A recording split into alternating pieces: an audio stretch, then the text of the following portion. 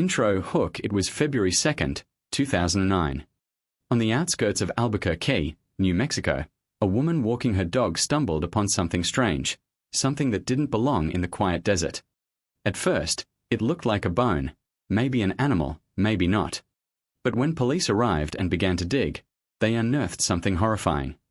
Human remains. Then another. And another.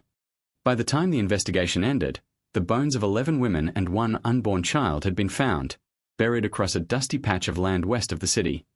The media called the unknown killer the West Mesa bone collector. No one knew who he was. No one saw him bury his victims. And to this day, more than a decade later, his identity remains one of America's darkest mysteries. The discovery, it began innocently enough, a walk in the desert. A woman named Christine Ross was out with her dog, Ruka, near the newly developed neighborhood of West Mesa. Ruka ran ahead and began playing with what looked like a large bone. Christine snapped a picture and sent it to her sister, a nurse, asking if it looked human. The answer came quickly: call the police. Now. Officers arrived thinking it might be a single burial. But as forensic teams began to dig, the desert revealed its secrets one by one. Over several weeks, 11 women's skeletons were recovered from shallow graves spanning nearly 100 acres of sandy soil. Each was carefully placed. Each had been missing for years. The excavation became one of the largest crime scenes in U.S. history. Helicopters circled overhead, journalists gathered along the edges, and families of missing women came with tears and photographs, hoping and dreading to learn the truth. The victims, all 11 victims, were women, most of them young, ranging in age from their teens to early 30s. Many had been mothers. Most had struggled with addiction or sex work, living on Albuquerque's south side, near a street known for drugs and prostitution. For years, they had disappeared one by one between 2003 and 2005, mostly unnoticed outside their own families. The identified victims were Michelle Valdez, 22, 4 months pregnant; Jamie Barilla, 15, the youngest, who disappeared with her cousin; Evelyn Salazar, 27, Jamie's cousin; Veronica Romero, 27; Victoria Chavez, 26; Virginia Cloven, 24; Julie Neto, 24; Cinnamon Elks, 32; Sillen Hill, 15; Doreen Marquez, 27; Monica Candelaria, 22. They were all daughters, sisters, loved by someone, but to their killer, they were disposable. Investigators realized that the victims shared one terrifying pattern. They'd all vanished from the same troubled area, the East Central Avenue corridor, known locally as the War Zone. Someone had been hunting there for years. The investigation, the West Mesa discovery, sent shockwaves across New Mexico. A task force of over 40 investigators was formed, combining the FBI, local police, and forensic anthropologists. The scale of the operation was massive. Heavy machinery combed through the sand, sifting bone fragments, clothing, jewelry, and personal effects. But finding the remains was the easy part. Finding the killer was something else entirely. There were no witnesses, no security footage, and the dry desert had erased nearly all forensic evidence. Investigators mapped out each burial site, hoping the spacing or depth might reveal a pattern. The graves were arranged almost methodically, suggesting someone who knew what he was doing and who had returned to the area multiple times. The FBI profiled the killer as a local man familiar with the terrain, likely in his 30s to 50s at the time, who targeted vulnerable women and returned repeatedly to dump his victims. But the identity behind that profile remains unknown.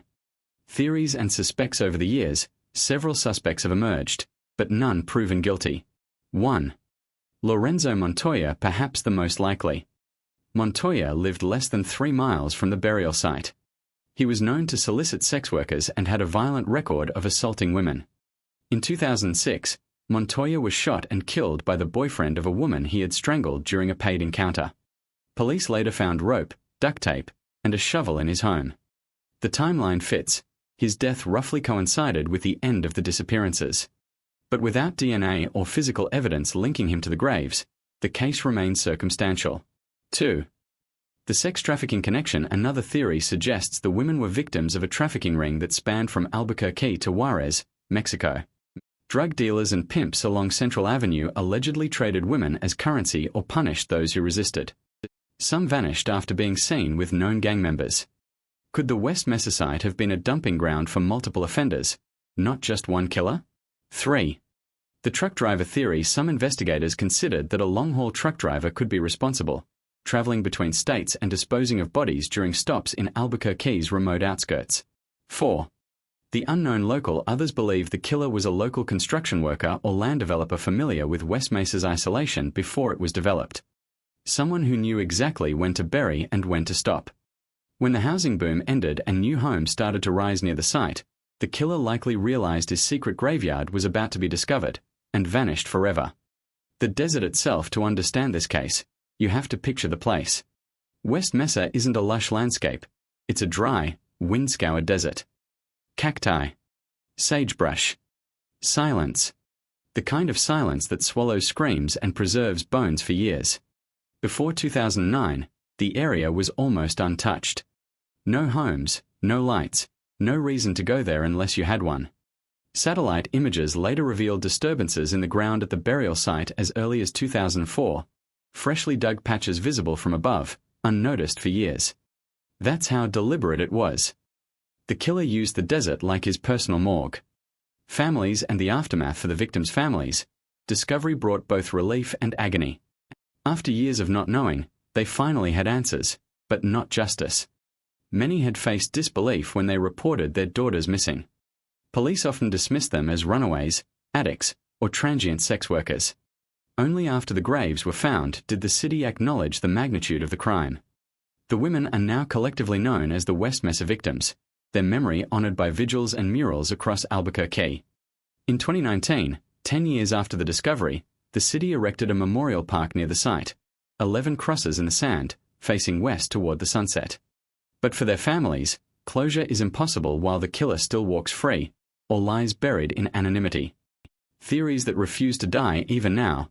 Locals whisper new possibilities. Some say the killer might have worked in law enforcement or had inside knowledge, explaining how he evaded capture for so long. Others claim multiple killers could be involved, using the same area as a known disposal site. A few even believe the real culprit might have moved elsewhere, continuing his crimes under a different name, a different city, a different desert. Each new disappearance of a vulnerable woman in the Southwest sparks a haunting question. Is the bone collector back? Why he stopped. One of the most chilling details is when the killing stopped. The last known victim vanished in 2005, around the same time urban development began near the burial site. Heavy machinery, surveyors, and construction crews soon filled the area. It's as if the killer saw civilization closing in and walked away. He didn't get caught. He just stopped. That eerie silence since 2005 raises two possibilities. He's either dead, or he's still out there, watching, satisfied that his work remains undiscovered for years. Reflection. A closing. The West Mesa bone collector case stands as one of America's most haunting modern mysteries. 11 women. 1 unborn child. No fingerprints. No DNA. No confession. Only the desert knows the truth. The West Mesa site has since been developed. Rows of houses and playgrounds now stand where shallow graves once rested. Families live there, unaware of the darkness beneath their feet. And yet, every time the desert wind blows across Albuquerque, it seems to whisper their names, the women forgotten by society but claimed by the sand. They were mothers, daughters, friends. They were not perfect, but they were human. And someone decided they were disposable. That's the real horror of the bone collector, not just the killings, but the silence that followed. The desert may keep its secrets, but we will not. This is Silent Shrouds, where the forgotten are remembered, and the shadows tell the truth.